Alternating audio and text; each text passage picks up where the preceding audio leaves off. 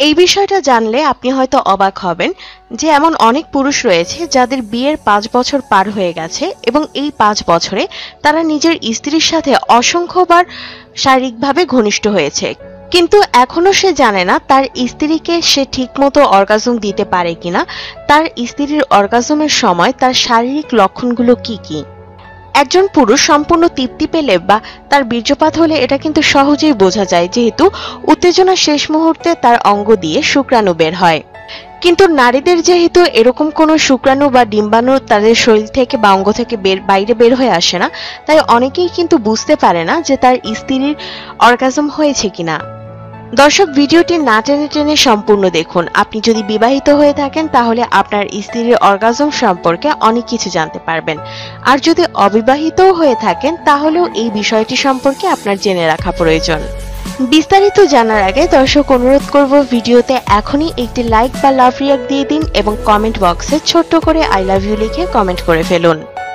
একজন মহিলার তৃপ্তি হয়েছে কিনা বা সে সম্পূর্ণ অর্গাজম লাভ করেছে কিনা এটা বুঝতে না পারার সবথেকে বড় কারণ হচ্ছে যৌনতা সম্পর্কে একজন পুরুষের সঠিক জ্ঞান না থাকা বা সঠিক শিক্ষা না থাকা। অনেক সময় মহিলারাও লজ্জার কারণে তার অর্গাজম হয়েছে কি হয়নি এই বিষয়টা তার পুরুষ সঙ্গীকে জানায় না, যার কারণে পুরুষের কাছেও অনেক সময় এই বিষয়টা অজানাই রয়ে যায়। এমনকি স্বামী যদি শুধু ১ মিনিটই করতে পারে আর ১ মিনিটেই যদি তার শুক্রাণু শরীর থেকে বের হয়ে যায়, স্ত্রী যদি অতৃপ্তও থেকে যায়, তারপরেও কিন্তু অনেক স্ত্রী রয়েছে যারা তাদের স্বামীকে এই বিষয়টা মুখ ফুটে বলতে পারে না।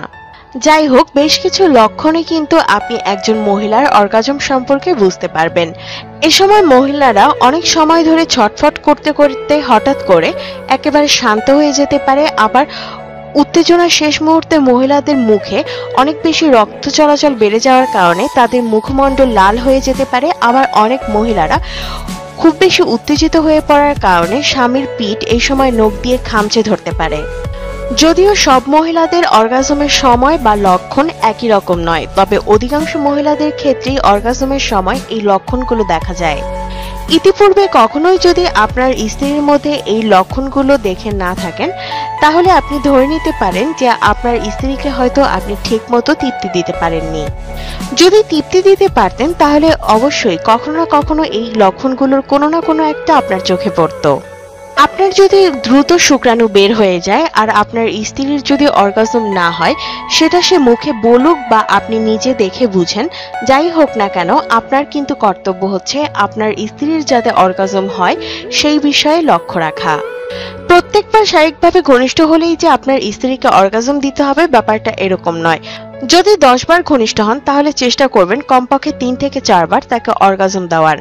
৩-৪ বারও যদি আপনি তাকে অর্গাজম দিতে না পারেন তাহলে কিন্তু ধীরে ধীরে আপনার সাথে শারীরিকভাবে ঘনিষ্ঠ হওয়ার আগ্রহটাই তার কমে যাবে।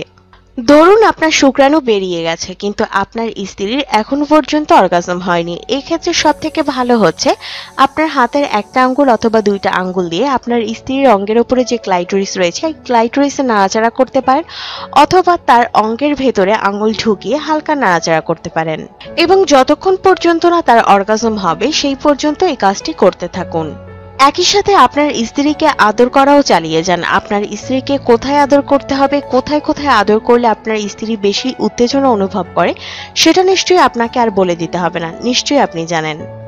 আসলে দর্শক ভাইয়েরা একটু ভেবে দেখুন, আপনার স্ত্রীর সাথে আপনি শারীরিকভাবে ঘনিষ্ঠ হয়েছেন কিন্তু আপনি শুক্রাণু বের করতে পারলেন না।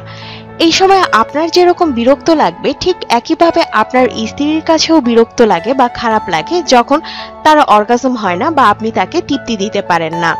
তাই সব সময় না হোক, কমপক্ষে ১০ বারের মধ্যে ৪